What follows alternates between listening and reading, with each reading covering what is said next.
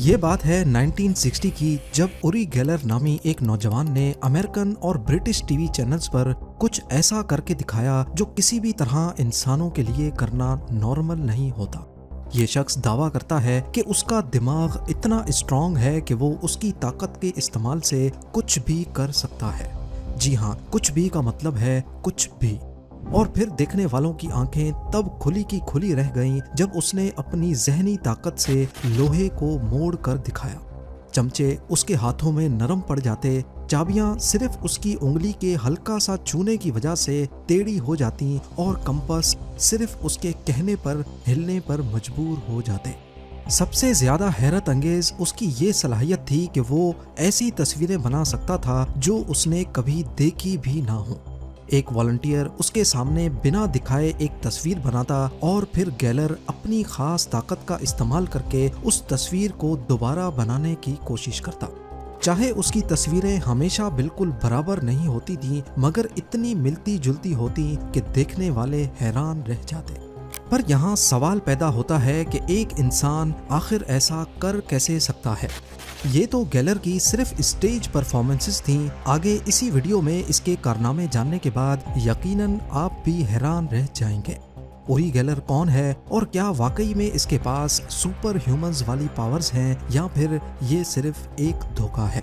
Zeme TV की videos में एक बार फिर से खुशामदीद। नाजरीन, उरी गेलर 1946 में पैलेस्टाइन के शहर तेल अवीव में पैदा हुआ जो आज इजराइल का हिस्सा है। जब गेलर सिर्फ 6 साल का था तो एक दिन उसकी माँ ने उसे सूप का एक बाउल और साथ पीने के लिए एक चमचा दिया। ये एक रूटीन का दिन था, पर अब नहीं, क्योंकि जब गेलर ने सूप पीने के लिए चमचे को पकड़ा तो वो टूटकर बाउल में गिर गया। पहले तो उसकी माँ को लगा कि शायद चमचा पहले से कमजोर था, लेकिन कुछ दिनों के बाद दोबारा ऐसा ही हुआ। ये वो वक्त था जब 6 साल के उरी गेलर को लगा कि शायद चमचे का कसूर नहीं है, बल्कि वो ये दोबारा भी कर सकता है। एक इंटरव्यू में उरी गेलर ने बताया कि उसने ये ट्रिक स्कूल में अपने दोस्तों को भी करके दिखाई और सभी बच्चे काफी हैरान हुए। बाद में उसे मालूम पड़ा कि उसके अंदर दूसरों का दिमाग पढ़ने की काबिलियत भी मौजूद है। 18 साल की एज में उसने इजरायली आर्मी ज्वाइन की और 1967 में वो 6 डे वॉर के दौरान जख्मी हो गया। आर्मी से निकलने के बाद उसने इजराइल में छोटी छोटी पार्टीज और नाइट क्लब्स में परफॉर्म करना शुरू किया और अपनी खास ताकत को दिखाकर अपना गुजर बसर करने लगा। पहले तो कई लोगों को लगा कि शायद ये शख्स एक बहुत अच्छा स्ट्रीट मैजिशियन है जो अपने हाथों की सफाई से लोगों को कुछ करतब करके दिखाता है, पर लोग उसकी ट्रिक्स को क्रैक करने में पूरी तरह नाकाम रहते। गेलर का मानना था कि वो एक साइकिक है और अपनी दिमाग की ताकत से वो नामुमकिन को मुमकिन करके दिखा सकता है। बाद में वो अमेरिका चला गया और यहीं पर इसे बहुत ज्यादा मीडिया अटेंशन मिलने लगी। ज्यादातर अमेरिकन्स उरी गेलर को तब जानने लगे जब 1960s के आखिर में और 1970s की शुरुआत में उसने मशहूर टीवी शोज और मैगजीन्स में दिखाई देना शुरू किया। टीवी शोज में उसने कैमरा के सामने चमचे अपनी उंगलियों से नरम करके दिखाए। अक्सर देखने वाले तब हैरत ज़दा रह जाते जब चमचों का सर अलग होकर जमीन पर गिर जाता। अक्सर टीवी शो के दौरान उसने अपनी ऑडियंस को कहा कि अगर आपकी रिस्ट वॉच नहीं चल रही तो उसे उतार कर अपनी मुट्ठी में बंद करें और मैं अपनी जहनी ताकत से आपकी घड़ियों को चला कर दिखाऊंगा। ज्यादातर लोगों ने दावा किया कि वाकई उनकी घड़ी वापस से चलने लगी और ये देखने वालों के लिए वाकई काफी हैरानी की बात थी। 1972 तक उरी गेलर के गिर्द मीडिया का जुनून इतना बढ़ गया कि साइंटिफिक कम्युनिटी भी इस पर ध्यान देने लगी। स्टैनफोर्ड रिसर्च इंस्टीट्यूट के साइंटिस्ट ने सोचा कि अगर ये शख्स वाकई सुपर ह्यूमन है तो क्यों ना लेबोरेटरी में उस पर रिसर्च की जाए और ये देखा जाए कि कहीं ये कोई ट्रिक या धोखे का सहारा तो नहीं ले रहा। जब उन्होंने उरी गेलर से इस रिसर्च में हिस्सा लेने को कहा तो वो खुशी खुशी मान गया। अगले 5 हफ्तों तक हैरोल्ड पुटॉफ और रुसेल टर्ग नामी 2 रिसर्चर्स ने उरी गेलर को अपनी इन्वेस्टिगेशन का हिस्सा बनाया। लेबोरेटरी में उस पर कई अजीबो गरीब एक्सपेरिमेंट्स किए गए। स्टैनफोर्ड रिसर्च इंस्टीट्यूट का पहला टेस्ट एक खास एक्सपेरिमेंट था जो ड्राइंग्स पर मबनी था। पहले से बनाई गई कुछ तस्वीरें बंद लिफाफों में उसके सामने रखी गईं। ओरी को कहा गया कि वो सिर्फ एनवलप को देखकर उसके अंदर मौजूद तस्वीरें अलग पेपर पर ड्रॉ करके दिखाए। यहाँ आपको बताते चलें कि इस एक्सपेरिमेंट में कुछ तस्वीरें पहले से रिसर्चर्स ने देख रखी थीं और कुछ तस्वीरों के बारे में रिसर्चर्स को भी इल्म नहीं था, सिर्फ बाहर से लिफाफों में बंद करके लेबोरेटरी में लाई गई थी। शुरुआत में ओरी गेलर ने अपनी सलाहियत पर थोड़ी बेचैनी का इजहार किया। 10 में से 2 लिफाफों के बारे में उसने साफ साफ मना कर दिया कि मैं इनके बारे में जान नहीं सकता, लेकिन बाकी 8 लिफाफों को सिर्फ बाहर से देखकर उसने अलग पेपर पर जो ड्राइंग्स बनाई वो हैरत अंगेज तौर पर काफी ज्यादा एक्यूरेट थी। चाहे उसकी ड्राइंग्स बिल्कुल सिंपल अंदाज में बनी थी, लेकिन वो असली तस्वीर से बहुत मिलती जुलती थी। कुछ तस्वीरों का उसने उल्टा वर्जन बना दिया, मगर पहचानना मुश्किल नहीं था। रिसर्चर्स के लिए ये बिल्कुल नाकाबिले यकीन मोमेंट था। स्टैनफोर्ड के रिसर्चर्स ने ओरी गेलर की एक और सलाहियत को टेस्ट करने का फैसला किया, और ये टेस्ट था बिना देखे किसी भी चीज का एहसास करना, जिसे डाउजिंग भी कहा जाता है। इस एक्सपेरिमेंट के लिए उसके सामने 10 अल्युमिनियम के डब्बे रखे गए और उसे कहा गया कि वो ये बताए कि कौन से डब्बे में कोई चीज मौजूद है। ये टेस्ट कुछ इस तरह डिजाइन था कि रिसर्चर्स को भी मालूम नहीं था कि कौन से डब्बे में कोई चीज पड़ी है। एक थर्ड पार्टी ने किसी एक रैंडम डब्बे के अंदर कोई चीज डाली और फिर डब्बे मिक्स कर दिए गए। 10 डब्बों में से एक में बॉल बेरिंग्स थीं, दूसरे में मैग्नेट्स, तीसरे में रूम टेम्परेचर का पानी और चौथे डब्बे में चीनी रखी गई। इन डब्बों पर नंबरिंग की गई और ओरी को बगैर छुए बताना था कि कौन से डब्बे में कोई चीज मौजूद है। शुरू में ओरी गेलर काफी वक्त डब्बों के ऊपर अपने हाथ घुमाने में लगाता, फिर एक एक करके उन्हें एलिमिनेट करता, लेकिन जैसे जैसे एक्सपेरिमेंट्स आगे बढ़ते गए उसका कॉन्फिडेंस भी बढ़ता गया। आखिर में तो हालत ये हो गई कि जैसे ही वो रूम में दाखिल होता, बिना किसी देर के सही डब्बे का नंबर बता देता था। यहाँ पर भी हैरत अंगेज तौर पे ओरी गेलर ने बिल्कुल सही डब्बों की निशानदही की, जिनमें वाकई कोई चीज पड़ी थी। ऐसा ही एक एक्सपेरिमेंट उसने कार्सन टुनाइट नामी फेमस टीवी शो पर भी करके दिखाया।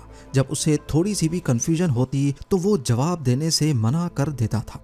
टीवी शो पर भी वो बिल्कुल सही जवाबात देने में कामयाब रहा, जो ऑडियंस के लिए यकीन करना काफी मुश्किल था। रिसर्चर्स पुटऑफ और टर्ग इस परफॉर्मेंस से बेहद मुतासिर हुए। उनका कहना था कि अगर कोई तुक्के से भी सही जवाब देने की कोशिश करे तो उसके सही जवाब देने की प्रोबेबिलिटी ट्रिलियंस में सिर्फ 1 होगी। एक और एक्सपेरिमेंट जिसमें ओरी गेलर की हैरत अंगेज एक्यूरेसी सामने आई, वो एक आम 6 साइड्स वाला डाइस का टेस्ट था।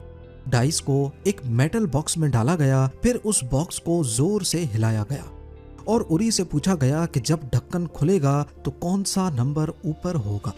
ये टेस्ट टोटल 10 बार दोहराया गया। 2 बार उसने जवाब देने से इनकार कर दिया, लेकिन बाकी 8 मर्तबा उसने बिल्कुल सही 100% एक्यूरेसी के साथ प्रेडिक्शन की। स्टैनफोर्ड की लेबोरेटरी में ओरी गेलर के मेटल बेंडिंग वाले डिमॉन्स्ट्रेशंस उतने शानदार साबित नहीं हुए जितने दूसरे एक्सपेरिमेंट्स। पहले उसने दावा किया था कि वो बिना छुए ही मेटल को मोड़ सकता है, लेकिन जब लेबोरेटरी में उसे ये दिखाने को कहा गया तो वो इसमें नाकाम रहा। जब उसे हल्की छूने की इजाजत मिली तो उसने चमचे, कांटे और रॉड्स को हाथ से छू कर मोड़ दिया, लेकिन ये साइंटिफिक एविडेंस के तौर पर बेकार था, क्योंकि ये नहीं समझा जा सकता था कि उसने कितनी फोर्स लगाई थी। एक और टेस्ट जो थोड़ा कामयाब रहा, उसमें 1 ग्राम का स्टील वेट इलेक्ट्रिक स्केल पर रखा गया। स्केल और वेट को एक शीशे से ढक दिया गया ताकि वो छू ना सके, मगर बिना हाथ लगाए भी गेलर स्केल की रीडिंग को चेंज करने में कामयाब रहा, जो वाकई एक अजीबो गरीब चीज थी। इन टेस्ट के बाद रिसर्चर्स ने अपनी रिपोर्ट में लिखा कि ओरी गेलर ने इतनी कामयाबी से परफॉर्म किया कि इस फिनोमेना को मजीद साइंटिफिक स्टडी की जरूरत है। दोनों रिसर्चर्स ने ओरी गेलर की इस एबनॉर्मल ताकत को गेलर इफेक्ट का नाम भी दिया। ओरी गेलर की शख्सियत और करिश्मों ने उसे अगले कुछ सालों तक टीवी शोज और मैगजीन्स में रेगुलर जगह दिलवा दी। देखते ही देखते वो सुपर नेचुरल सुपर स्टार बन गया। स्टैनफोर्ड की रिसर्च ने जैसे तैसे उसके दावों को सपोर्ट किया, जिसकी वजह से जो लोग उस पर शक करते थे वो भी अब इन ताकतों पर यकीन करने लगे। इसके बाद एंट्री होती है एक ऐसे शख्स की जो उरी गेलर की मशहूरी को खासा नुकसान पहुंचाने वाला था। जेम्स रैंडी नामी इस शख्स का दावा था कि वो भी चमचों को छूकर नरम करने की सलाहियत रखता है। जेम्स असल में एक स्टेज मैजिशियन था और उसका कहना था कि चमचों और चाबियों को हाथ की सफाई के जरिए आसानी से मोड़ा जा सकता है।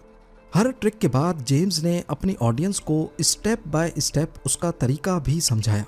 साथ साथ वो ये भी कहता था कि मैं उरी गेलर को बदनाम करने नहीं आया, मैं सिर्फ ये साबित करना चाहता हूँ कि ये कोई पैरानॉर्मल ताकत नहीं बल्कि सिर्फ हाथ की सफाई का कमाल है। पर असल में उसका मकसद उरी गेलर को बदनाम करना ही था। जेम्स की बातों की वजह से उरी गेलर की शोहरत पर काफी ज्यादा फर्क पड़ा और उसके चाहने वालों के दिल में एक शक पैदा हो गया। अगले कई सालों तक गेलर ने टीवी शोज पे आना कम कर दिया, लेकिन उसकी कमाई फिर भी बढ़ती गई क्योंकि इस दौरान उसने ऑयल कंपनीज को अपनी डाउजिंग सर्विसेज बेचना शुरू कर दी। ऑयल कंपनीज को जमीन के नीचे जहां भी ऑयल तलाश करना होता वो उरी गेलर की सर्विस लेते थे और गेलर बड़ी आसानी से पॉइंट आउट कर देता था कि कहां पे ड्रिलिंग करना फायदेमंद होगा। इसके बदले वो ऑयल कंपनी से भारी रकम भी वसूल करता रहा। गेलर को अच्छी तरह मालूम पड़ चुका था कि स्टेज पर शो दिखाने से वो सिर्फ कंट्रोवर्सीज के निशाने पर रहेगा, लिहाजा उसने अपनी सर्विसेज को सही जगह बेचने का फैसला किया। यहाँ तक कि गेलर ने अपने एक इंटरव्यू में बताया कि वो काफी अरसे तक इजराइल की इंटेलिजेंस एजेंसी मुसाद के लिए भी काम करता रहा है और वो इसकी ताकत का इस्तेमाल करके मुख्तलिफ उलझे हुए केसेस को सुलझाने की कोशिश करते थे। 1973 में गेलर की सलाहियतों को सेंट्रल इन्वेस्टिगेशन एजेंसी CIA ने भी टेस्ट किया और टेस्ट के बाद CIA के एजेंट्स का कहना था कि उन्हें गेलर की सलाहियतों में कोई हेर फेर या धोखाजनी नजर नहीं आई। बाद में गेलर को CIA ने भी अपने कुछ मिशंस के लिए इस्तेमाल किया। 2013 में BBC ने एक डॉक्यूमेंट्री बनाई जिसका नाम था the secret life of Uri Geller the psychic spy. Documentary में ये दावा किया गया कि गेलर CIA का एक साइकिक स्पाई बना जिसे असल में मुसाद ने रिक्रूट किया था और उसे एक खास मिशन के लिए मेक्सिको भी भेजा गया।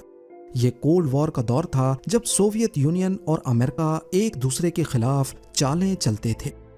उस वक्त KGB जो सोवियत यूनियन की इंटेलिजेंस एजेंसी थी, उसके कुछ एजेंट्स अमेरिका के पड़ोसी मुल्क मेक्सिको में रहते थे ताकि CIA की एक्टिविटीज पर नजर रख सकें।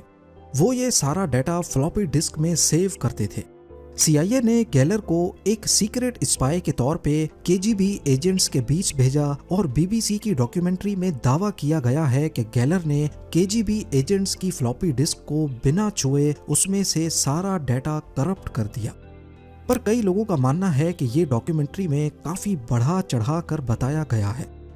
हालांकि ऐसा नहीं है कि हर बार ही उरी गेलर के प्रेडिक्शंस बिल्कुल सही साबित हों।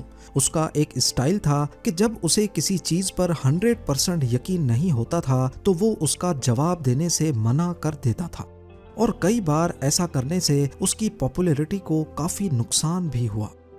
1988 में एक ब्रिटिश बिजनेसमैन ने उसे 2.5 लाख पाउंड्स देने का वादा किया अगर वो उसकी कंट्रोल्ड लेबोरेटरी में चमचा मोड़ कर दिखाए, लेकिन गेलर ने कभी भी इस चैलेंज का जवाब नहीं दिया, जिस पर कुछ लोगों ने कहा कि गेलर जरूर कुछ छुपा रहा है तभी उसने ये चैलेंज कबूल नहीं किया।